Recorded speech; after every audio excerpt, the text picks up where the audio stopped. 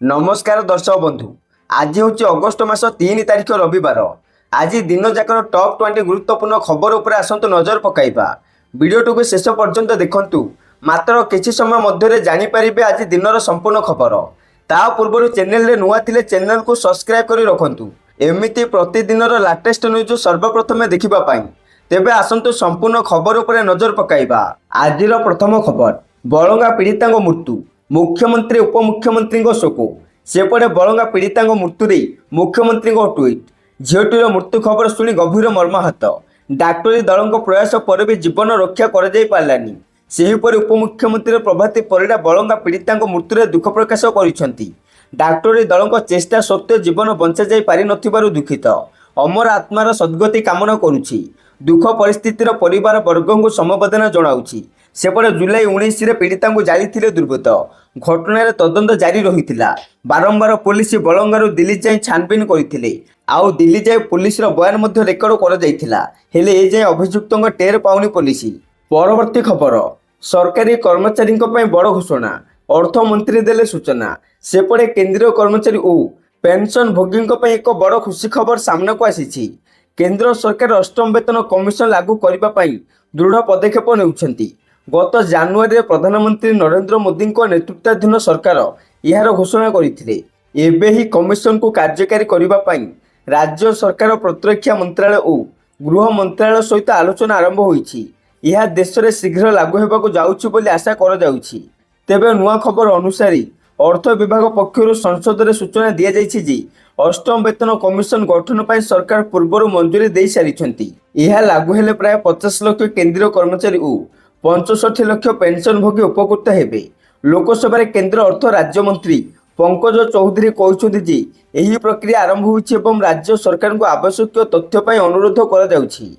चलित वर्ष शेष सुधा यार रिपोर्ट उपस्थापन हेबो बोली आशा करा जाउछि। परवर्ती खबर, एनआईएर एसपी हेले सागरिका नाथ। सेपटे सागरिका नाथ जातीय तदंतकारी संस्था एनआईएर एसपी भाव नियुक्ति पाइछंती।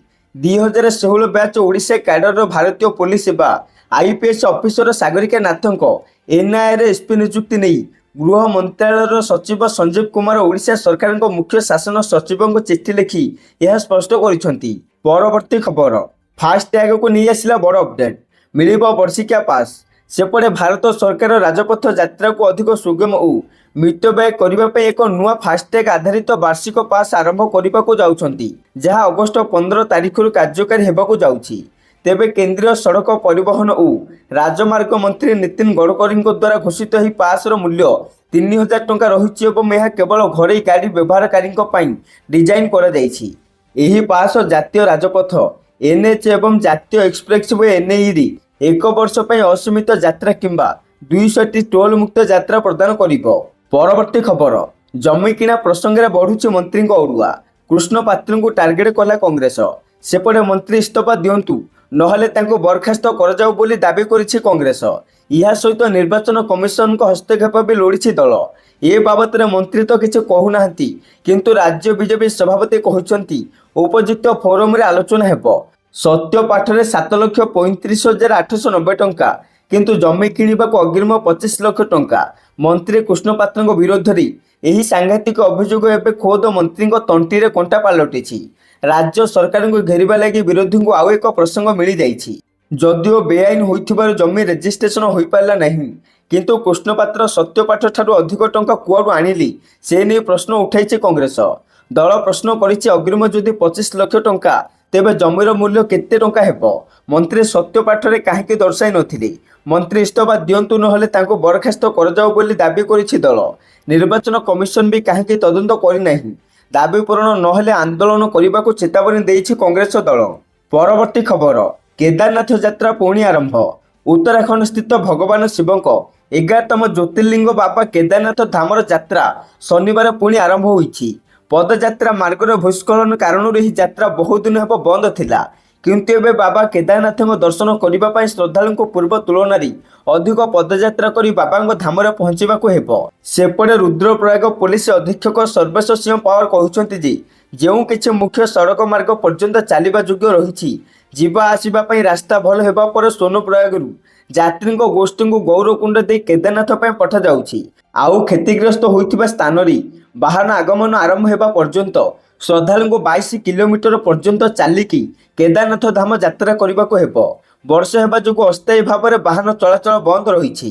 ପରବର୍ତ୍ତୀ ଖବର, ମଧ୍ୟାହ୍ନ ଭୋଜନରେ ଝିଟିପିଟି, ଅନେକ ଛାତ୍ରଛାତ୍ରୀ ଅସୁସ୍ଥ। ସେପଟେ ଟିଟିଲାଗଡ଼ ଉପଖଣ୍ଡ ଅନ୍ତର୍ଗତ ମୁଡ଼ିବାହାଲ ବ୍ଲକ ବଡ଼ ତେନ୍ତୁଳିଖୁଣ୍ଟି ଗ୍ରାମର ଉଚ୍ଚ ବିଦ୍ୟାଳୟରେ ମଧ୍ୟାହ୍ନ ଭୋଜନରେ ଝିଟିପିଟି ପଡ଼ିଥିଲା ବେଳେ ତାହା ପୁରାପୁରି ସିଝି ଯାଇଥିଲା। ଉକ୍ତ ଖାଦ୍ୟ ଖାଇବା ପରେ ଛାତ୍ରଛାତ୍ରୀ ଅସୁସ୍ଥ ହୋଇପଡ଼ିଥିଲେ।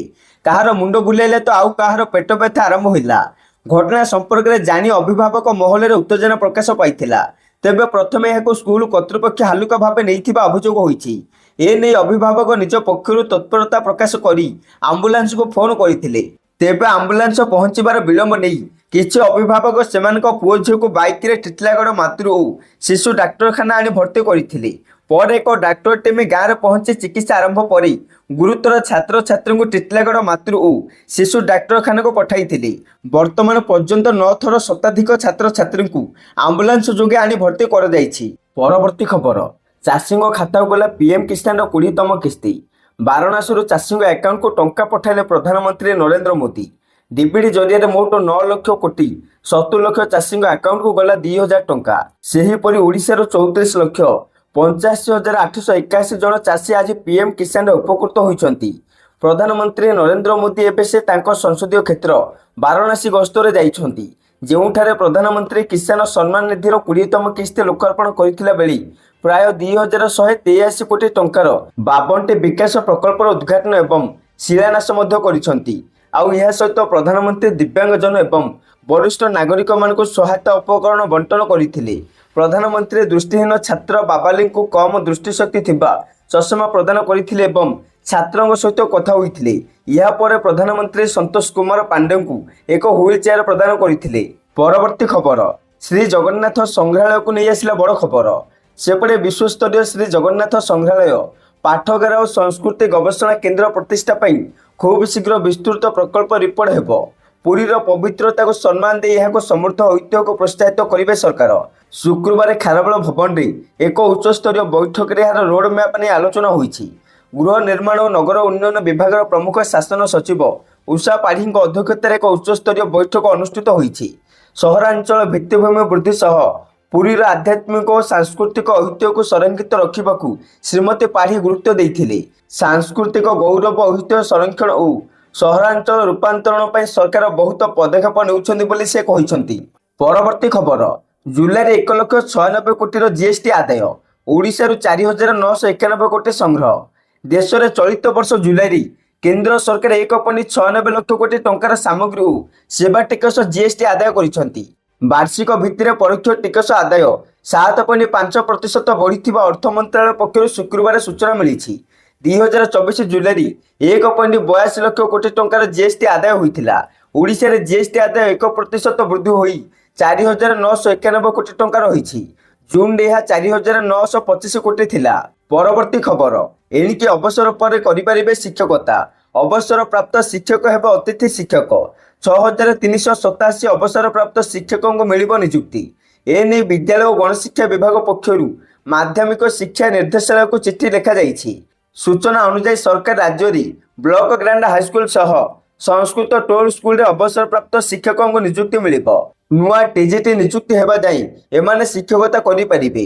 ତେବେ ନିଜ ଅଞ୍ଚଳରେ ଫାଙ୍କା ଥିବା ପଦବୀ ବିଷୟରେ ଡିଓ ଅବଗତ କରିବେ। ଏହାପରେ ଖାଲି ପଡ଼ିଥିବା ପଦବୀରେ ଟିଜିଟି ନିଯୁକ୍ତି ହେଲେ ଅତିଥି ଶିକ୍ଷକ ଅପସାରିତ ହେବେ। ପରବର୍ତ୍ତୀ ଖବର, ବାଂଲାଦେଶ ରାଜନୀତିରେ ଏକ ନୂତନ ମୋଡ଼ ଆସିଛି। 5 ଅଗଷ୍ଟ 2024ରେ ପୂର୍ବତନ ପ୍ରଧାନମନ୍ତ୍ରୀ ଶେଖ୍ ହସିନାଙ୍କୁ ବହିଷ୍କାର କରିବାର ଗୁରୁତ୍ୱପୂର୍ଣ୍ଣ ଭୂମିକା ଗ୍ରହଣ କରିଥିବା ଛାତ୍ର ନେତାଙ୍କୁ ଏକ ମାମଲାରେ ଗିରଫ କରାଯାଇଛି।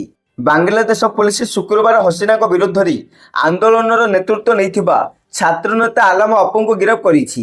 ଏହି ଗିରଫଦାରୀ ଏପରି ଏକ ସମୟରେ ହୋଇଛି ଯେତେବେଳେ ଶେଖ୍ ହସିନାଙ୍କ ସରକାର ପତନର ଗୋଟିଏ ବର୍ଷ ପୂରଣ ହେବାକୁ ମାତ୍ର ଆଉ 2 ଦିନ ବାକି ଅଛି।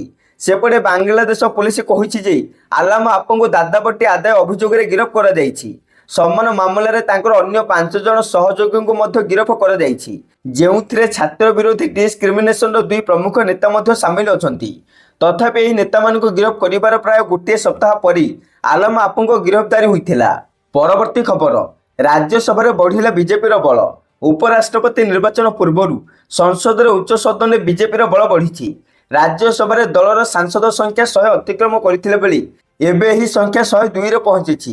ନିକଟ ଉଜ୍ଜଳ ନିକମ ହର୍ଷବର୍ଦ୍ଧନ ଶୃଙ୍ଖଲା ଏବଂ ସି ସଦାନନ୍ଦନ ମାଷ୍ଟର ମନୋନୀତ ସଦସ୍ୟ ଭାବେ ରାଜ୍ୟସଭାରେ ସାମିଲ ହୋଇଥିଲେ।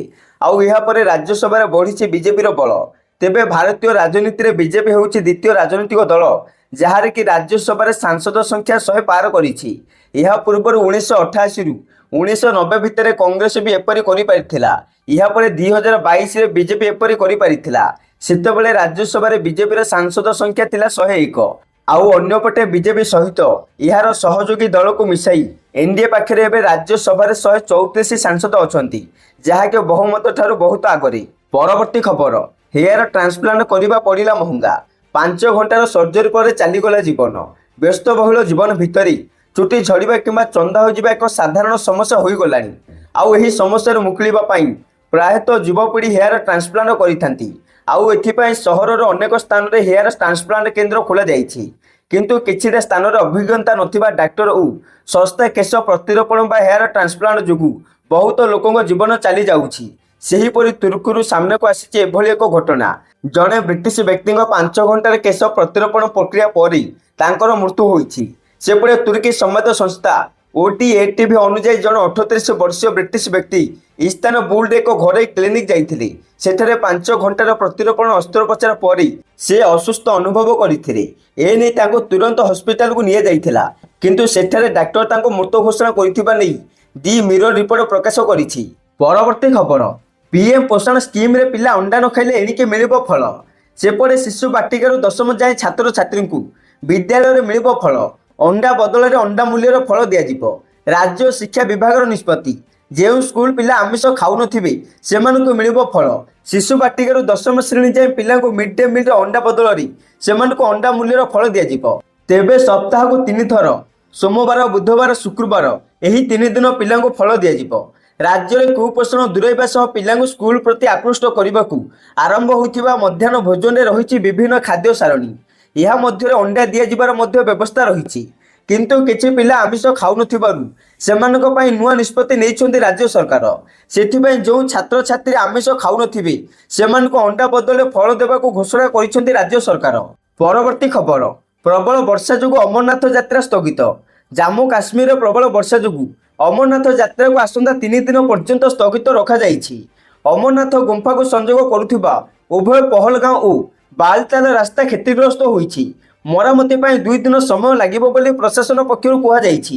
ଏହି ପରିପ୍ରେକ୍ଷୀରେ ଶୁକ୍ରବାର ସକାଳୁ କୌଣସି ଶ୍ରଦ୍ଧାଳୁଙ୍କୁ ଯାତ୍ରାର ଅନୁମତି ପ୍ରଦାନ କରାଯାଇନାହିଁ। ଇତିମଧ୍ୟରେ 4 ଲକ୍ଷରୁ ଅଧିକ ଶ୍ରଦ୍ଧାଳୁ ଅମରନାଥ ଗୁମ୍ଫାସ୍ଥିତ ବରଫଲିଙ୍ଗ ଦର୍ଶନ କରିସାରିଲେଣି ବୋଲି ଖବର ମିଳିଛି। ପରବର୍ତ୍ତୀ ଖବର, 7 ମାସରେ ଆମେରିକାରୁ ନିର୍ବାସିତ ହୋଇଛନ୍ତି 1700 ଭାରତୀୟ। ସେପଟେ ଉପରେ ବନ୍ଧୁ ହୋଇ ଭିତରେ ଚେର କାଟୁଛି ଆମେରିକା ରାଷ୍ଟ୍ରପତି। ଭାରତ ଉପରେ ଏବେ ଟ୍ରମ୍ପ ଟାରିଫ ଚାପ ପକାଉଥିଲା ବେଳେ ସାମ୍ନାକୁ ଆସିଛି ଆମେରିକାରୁ ନିର୍ବାସିତ ହୋଇଥିବା ଭାରତୀୟଙ୍କ ସଂଖ୍ୟା। ଗତ 7 ମାସ ଭିତରେ 1700ରୁ ଅଧିକ ଭାରତୀୟଙ୍କୁ ଆମେରିକାରୁ ନିର୍ବାସିତ କରିଛନ୍ତି ଟ୍ରମ୍ପ। ଏମାନଙ୍କ ମଧ୍ୟରେ ସବୁଠୁ ଅଧିକ ଅଛନ୍ତି ପଞ୍ଜାବ ଏବଂ ହରିୟାଣାର ଲୋକ। ଲୋକସଭାରେ ଏନେଇ ରିପୋର୍ଟ ଦେଲେ ବିଦେଶୀ ରାଜ୍ୟମନ୍ତ୍ରୀ କୀର୍ତ୍ତିବର୍ଦ୍ଧନ ସିଂହ। ସେହିପରି 2020ରୁ 2024 ଭିତରେ 5541 ଭାରତୀୟଙ୍କୁ ଆମେରିକାରୁ ନିର୍ବାସିତ କରାଯାଇଛି। 2025ରେ ମୋଟ 1703 ଭାରତୀୟଙ୍କୁ ଆମେରିକାରୁ ନିର୍ବାସିତ କରାଯାଇଛି। ସେମାନଙ୍କ ମଧ୍ୟରେ 1562 ଜଣ ପୁରୁଷ ଥିଲାବେଳେ 141 ଜଣ ମହିଳା ଅଛନ୍ତି। ପରବର୍ତ୍ତୀ ଖବର, ବେଙ୍ଗାଲୁରୁ ଦୁଷ୍କର୍ମ ମାମଲା। ପୂର୍ବତନ ସାଂସଦ ପ୍ରଜ୍ୱଳ ରେଭନ୍ନାଙ୍କୁ ଆଜୀବନ କାରାଦଣ୍ଡ। ଆଜି ବେଙ୍ଗାଲୁରୁ ଏକ ସ୍ୱତନ୍ତ୍ର କୋର୍ଟ ପୂର୍ବତନ JDS ସାଂସଦ ପ୍ରଜ୍ୱଳ ରେଭନ୍ନାଙ୍କୁ ଆଜୀବନ କାରାଦଣ୍ଡରେ ଦଣ୍ଡିତ କରିଛନ୍ତି। କୋର୍ଟ ତାଙ୍କୁ ଭାରତୀୟ ଦଣ୍ଡ ସଂହିତାର ଧାରା 376(2)(କେ) ଏବଂ 376(2)(n) ଅନୁଯାୟୀ ଦଣ୍ଡିତ କରିଛନ୍ତି। ଏହା ବ୍ୟତୀତ କୋର୍ଟ ଦୋଷୀକୁ 10 ଲକ୍ଷ ଟଙ୍କାର ଜରିମାନା ଏବଂ ପୀଡ଼ିତାକୁ 7 ଲକ୍ଷ ଟଙ୍କା କ୍ଷତିପୂରଣ ଦେବାକୁ ନିର୍ଦ୍ଦେଶ ଦେଇଛନ୍ତି। ସେପଟେ ସାଂସଦ ଏବଂ ବିଧାୟକମାନଙ୍କ ସ୍ୱତନ୍ତ୍ର କୋର୍ଟର ବିଚାରପତି ସନ୍ତୋଷ ଗଜାନନ ଭଟ୍ଟ ଶୁକ୍ରବାର ଦିନ ଏହି ଯୌନ ନିର୍ଯାତନା ଏବଂ ବଳାତ୍କାରର 4ଟି ମାମଲା ମଧ୍ୟରୁ ଗୋଟିଏରେ 34 ବର୍ଷୀୟ ପ୍ରଜ୍ୱଳଙ୍କୁ ଦୋଷୀ ସାବ୍ୟସ୍ତ କରିଛନ୍ତି। ଶୁଣାଣି ସମୟରେ ପ୍ରଜ୍ୱଳ ନର୍ଭସ ଦେଖାଦେଇଥିଲେ ଏବଂ ବିଚାରପତି ତାଙ୍କୁ ଦୋଷୀ ସାବ୍ୟସ୍ତ କରିବା ସମୟରେ କାନ୍ଦି ପକାଇଥିଲେ। ସେ କୋର୍ଟରେ କମ୍ ଦଣ୍ଡ ପାଇଁ ମଧ୍ୟ ନିବେଦନ କରିଥିଲେ ବୋଲି ଖବର ମିଳିଛି। ପରବର୍ତ୍ତୀ ଖବର, ପରପାରିରେ ସିଦ୍ଧାନ୍ତ ମହାପାତ୍ରଙ୍କ ମା। ହଁ ଆଜ୍ଞା, ପରପାରିରେ ଓଡ଼ିଶା ସିନେମା ଜଗତର ଖ୍ୟାତିନାମା ଅଭିନେତା ତଥା ଦିଗପହଣ୍ଡି ଭାଜପା ବିଧାୟକ ସିଦ୍ଧାନ୍ତ ମହାପାତ୍ରଙ୍କ ମା କନକ ମହାପାତ୍ରଙ୍କ ବିୟୋଗ ଘଟିଛି। କିଛି ଦିନ ହେବ ସେ ଅସୁସ୍ଥ ଥିଲେ। ଶନିବାର ତାଙ୍କର ପରଲୋକ ଘଟିଛି। ସେ ଜଣେ ଧର୍ମପରାୟଣ ପର ଉପକାରିଣୀ ମହିଳା ଭାବେ ବେଶ ଜନପ୍ରିୟ ଥିଲେ। ତେଣୁ ତାଙ୍କ ମାଙ୍କ ଦେହାନ୍ତ ଖବର ଶୁଣି ସବୁଆଡ଼େ ଶୋକର ଛାୟା ଖେଳି ଯାଇଛି। ସେପଟେ କେନ୍ଦ୍ର ଶିକ୍ଷାମନ୍ତ୍ରୀ ଧର୍ମେନ୍ଦ୍ର ପ୍ରଧାନ ନିଜ ଏକ୍ସ ହ୍ୟାଣ୍ଡେଲରେ ତାଙ୍କ ଅମର ଆତ୍ମାର ସଦ୍ଗତି କାମନା କରିଛନ୍ତି। ଆଉ ଶୋକ ସନ୍ତପ୍ତ ପରିବାର ବର୍ଗଙ୍କୁ ସମବେଦନା ଜଣାଇଛନ୍ତି। ଏହାପରେ ମୁଖ୍ୟମନ୍ତ୍ରୀ ମୋହନ ଚରଣ ମାଝୀ ସିଦ୍ଧାନ୍ତଙ୍କ ଭୁବନେଶ୍ୱର ସ୍ଥିତ ବାସଭବନରେ ପହଞ୍ଚି ତାଙ୍କ ମାଙ୍କ ଶେଷ ଦର୍ଶନ କରିଛନ୍ତି। ମୁଖ୍ୟମନ୍ତ୍ରୀଙ୍କ ସହିତ ଖୋର୍ଦ୍ଧା ବିଧାୟକ ପ୍ରଶାନ୍ତ ଜଗଦେବ ଓ ଭୁବନେଶ୍ୱର ଏକାମ୍ର ବିଧାୟକ ବାବୁ ସିଂହ ମଧ୍ୟ ଉପସ୍ଥିତ ଅଛନ୍ତି। ପରବର୍ତ୍ତୀ ଖବର, ପ୍ରେମାନନ୍ଦ ମହାରାଜଙ୍କୁ ହତ୍ୟା ଧମକ ଦେଲେ ଯୁବକ, ଅସନ୍ତୋଷ ପ୍ରକାଶ କଲେ ହିନ୍ଦୁ ସଂଗଠନ।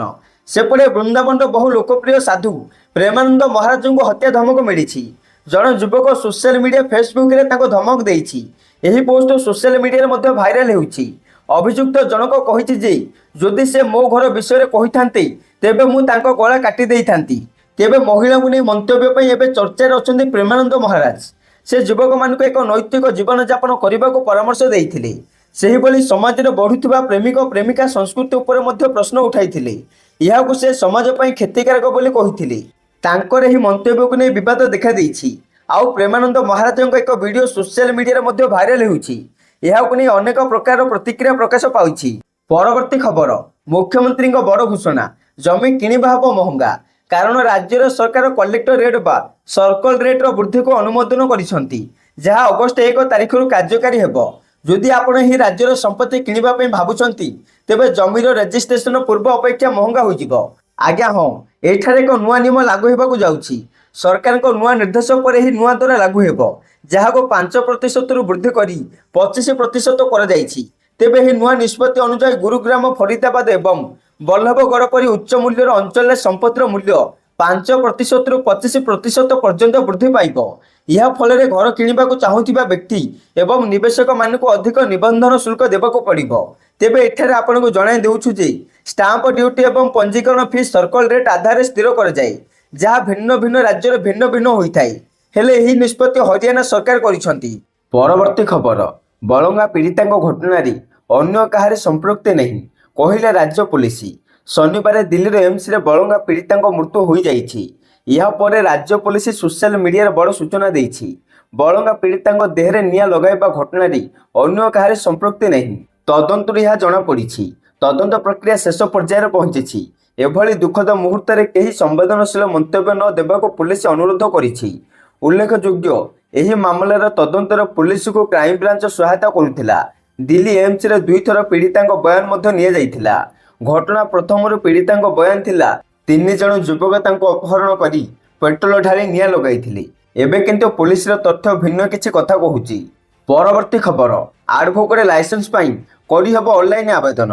ଆଡଭୋକେଟ୍ ଲାଇସେନ୍ସ ପାଇବାକୁ ରାଜ୍ୟ ଆଇନଜୀବୀ ପରିଷଦର ଅନଲାଇନ୍ ଆବେଦନ କରାଯାଇପାରିବ।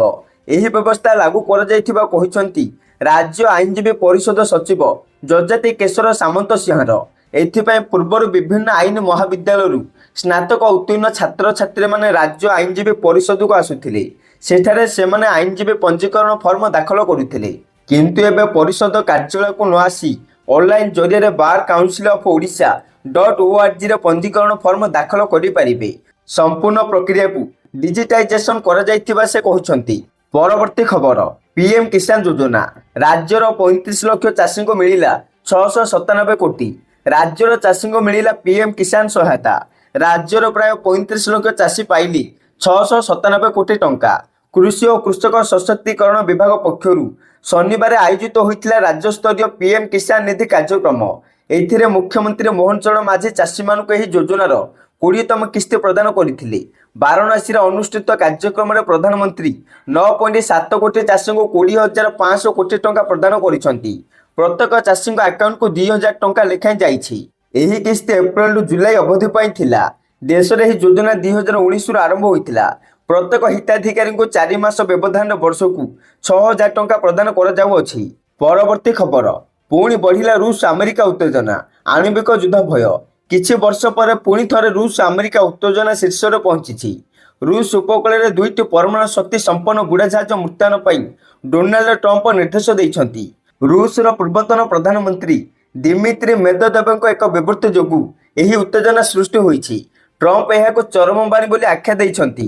63 ବର୍ଷ ପୂର୍ବେ ଦୁଇ ଦେଶ ମଧ୍ୟରେ ଏଭଳି ଉତ୍ତେଜନା ଦେଖାଦେଇଥିଲା। ସେ ସମୟରେ କ୍ୟୁବା ଓ ଆମେରିକା ମଧ୍ୟରେ ତିକ୍ତତା ସୃଷ୍ଟି ହୋଇଥିଲା। ରୁଷ କ୍ୟୁବାକୁ ସମର୍ଥନ କରି ସେଠାରେ ପରମାଣୁ ଅସ୍ତ୍ର ମୁତୟନ ପାଇଁ ଘୋଷଣା କରିଥିଲା। ପ୍ରାୟ 9 ଦିନ ଧରି ସମଗ୍ର ବିଶ୍ୱ ପରମାଣୁ ଯୁଦ୍ଧ ଆଶଙ୍କାରେ ରହିଥିଲା। ପରବର୍ତ୍ତୀ ଖବର, ଜମ୍ମୁ ସେନାର ପୁଣି ଏନକାଉଣ୍ଟର, ଜଣେ ଆତଙ୍କବାଦୀ ନିହତ। ଭାରତୀୟ ସେନା ପକ୍ଷରୁ ଜମ୍ମୁ କାଶ୍ମୀରରେ ଗୋଟିଏ ସପ୍ତାହ ମଧ୍ୟରେ ହୋଇଛି 3ଟି ଏନକାଉଣ୍ଟର। ଶୁକ୍ରବାର ରାତିରୁ କୁଲାଗାମ ଜିଲ୍ଲା ଅନ୍ତର୍ଗତ ଅଖାଲ ଜଙ୍ଗଲରେ ଜାରି ରହିଥିବା ଏନକାଉଣ୍ଟରରେ ଜଣେ ଆତଙ୍କବାଦୀ ନିହତ ହୋଇଛନ୍ତି। ଏବେ ମଧ୍ୟ 2 ଜଣ ସେନାର ଘେରାବନ୍ଦୀ ମଧ୍ୟରେ ଫସି ରହିଛନ୍ତି। ଏହାର ନାମ ଅପରେସନ ଅଖାଲ ରଖାଯାଇଛି। ଏନେଇ ଭାରତୀୟ ସେନାର ଚିନାର କର୍ପସ ପକ୍ଷରୁ ଏହି ସୂଚନା ଦିଆଯାଇଛି। ଆତଙ୍କବାଦୀଙ୍କ ଉପସ୍ଥିତି ନେଇ ଭାରତୀୟ ସେନା ଗୁଇନ୍ଦା ସୂଚନା ପାଇଥିଲା। ଏହାପରେ ସର୍ଚ୍ଚ ଅପରେସନ ଆରମ୍ଭ ହୋଇଥିଲା। ପୂର୍ବରୁ ଗତ ଜୁଲାଇ 28ରେ ହୋଇଥିବା ଅପରେସନ ମହାଦେବରେ 3 ଜଣ କୁଖ୍ୟାତ ଆତଙ୍କବାଦୀ ନିପାତ ହୋଇଥିଲେ, ଯେଉଁଥିରେ ପହଲଗାମ ଆକ୍ରମଣର ମାଷ୍ଟରମାଇଣ୍ଡ ସୁଲେମାନ ଓରଫ ମୁସା ଥିଲା। ଜୁଲାଇ 30ରେ ଅପରେସନ ଶିବଶକ୍ତିରେ ଆଉ 2 ଜଣ ଆତଙ୍କବାଦୀଙ୍କ ମୃତ୍ୟୁ ହୋଇଥିଲା। ପରବର୍ତ୍ତୀ ଖବର, ଟ୍ରମ୍ପଙ୍କ ଦାବିକୁ ଖଣ୍ଡନ, ରୁଷିଆ ଠାରୁ ତେଲ କିଣିବା ଜାରି ରଖିବ ଭାରତ। ଭାରତ ଉପରେ 25% ଶୁଳ୍କ ଲଗାଇବା ପରେ ଆମେରିକା ଓ ଭାରତ ମଧ୍ୟରେ ସମ୍ପର୍କ ଦିନକୁ ଦିନ ତିକ୍ତ ହେବାରେ ଲାଗିଛି। ଏହି ଶୁଳ୍କ ପ୍ରହାର ପରେ ଗଣମାଧ୍ୟମରେ ଚର୍ଚ୍ଚା ହେଉଥିଲା ଭାରତୀୟ ତୈଳ କମ୍ପାନୀ ଗୁଡ଼ିକ ରୁଷିଆ ଠାରୁ ତେଲ କିଣିବା ବନ୍ଦ କରିଦେବେ। ଏଭଳି ରିପୋର୍ଟକୁ ନେଇ ଆମେରିକା ରାଷ୍ଟ୍ରପତି ଡୋନାଲ୍ଡ ଟ୍ରମ୍ପ ମଧ୍ୟ ଖୁସି ବ୍ୟକ୍ତ କରିଥିଲେ। ଟ୍ରମ୍ପ କହିଥିଲେ, ମୁଁ ଶୁଣୁଛି ରୁଷିଆ ଠାରୁ ଭାରତ ଆଉ ତେଲ କିଣିବ ନାହିଁ। ଏହି ଖବର ସତ୍ୟାସତ୍ୟ କେତେ ରହିଛି ଜଣା ନାହିଁ, କିନ୍ତୁ ଭାରତରେ ଏହା ଏକ ଭଲ ପଦକ୍ଷେପ। ତେବେ ଟ୍ରମ୍ପଙ୍କ ଏହି ଦାବିକୁ ଭାରତ ପକ୍ଷରୁ ଖଣ୍ଡନ କରାଯାଇଛି। ପୂର୍ବ ଭଳି ରୁଷିଆ ନିକଟରୁ ତେଲ କିଣିବା ଜାରି ରହିବ ବୋଲି ସରକାରଙ୍କ ସୂତ୍ରରୁ ଜଣାପଡ଼ିଛି। ବୈଦେଶିକ ମନ୍ତ୍ରଣାଳୟ ପକ୍ଷରୁ କୁହାଯାଇଛି ଯେ ପୂର୍ବ ଭଳି ଭାରତୀୟ ତୈଳ କମ୍ପାନୀଗୁଡ଼ିକ ରୁଷ ଯୋଗାଣକାରୀଙ୍କ ନିକଟରୁ ତେଲ କିଣିବା ଜାରି ରଖିବେ। ପରବର୍ତ୍ତୀ ଖବର, ଉପରାଷ୍ଟ୍ରପତି ନିର୍ବାଚନ ପାଇଁ ଘୋଷଣା ହେଲା ତାରିଖ। ସେପଟେ ନିର୍ବାଚନ କମିଶନ ଉପରାଷ୍ଟ୍ରପତି ନିର୍ବାଚନ ପାଇଁ ତାରିଖ ପ୍ରକାଶ କରିଛନ୍ତି। ସେପ୍ଟେମ୍ବର 9 ତାରିଖରେ ହେବ ଉପରାଷ୍ଟ୍ରପତି ନିର୍ବାଚନ। ପ୍ରକାଶ ଥାଉକି ଜଗଦୀପ ଧନଖଡ଼ ସ୍ୱାସ୍ଥ୍ୟଗତ କାରଣ ଦର୍ଶାଇ 1 ଜୁଲାଇରେ ଉପରାଷ୍ଟ୍ରପତି ପଦରୁ ଇସ୍ତଫା ଦେଇଥିଲେ। ଏହାପରେ ଖାଲି ରହିଛି ପଦବୀ। ତେବେ ଉପରାଷ୍ଟ୍ରପତି ନିର୍ବାଚନ ପାଇଁ କାର୍ଯ୍ୟସୂଚୀ ଆସନ୍ତା 7 ତାରିଖରେ ପ୍ରକାଶ ପାଇବ ବିଜ୍ଞପ୍ତି। ଅଗଷ୍ଟ 21ରେ ନାମାଙ୍କନର ଶେଷ ତାରିଖ ରହିଥିଲା ବେଳେ ଅଗଷ୍ଟ 25 ତାରିଖ ନାମାଙ୍କନ ପ୍ରତ୍ୟାହାରର ଶେଷ ଦିନ ରହିଛି। ଏହାପରେ ସେପ୍ଟେମ୍ବର 9ରେ ଉପରାଷ୍ଟ୍ରପତି ନିର୍ବାଚନ ହେବ। ଆଉ ସେପ୍ଟେମ୍ବର 9ରେ ସକାଳ 10ଟାରୁ ସନ୍ଧ୍ୟା 5ଟା ଯାଏଁ ଭୋଟ ଗ୍ରହଣ ହେବ। ପରବର୍ତ୍ତୀ ଖବର, ମହଙ୍ଗା ହେଲା ଗ୍ୟାସ୍ ଓ ସିଲିଣ୍ଡରର ଦାମ।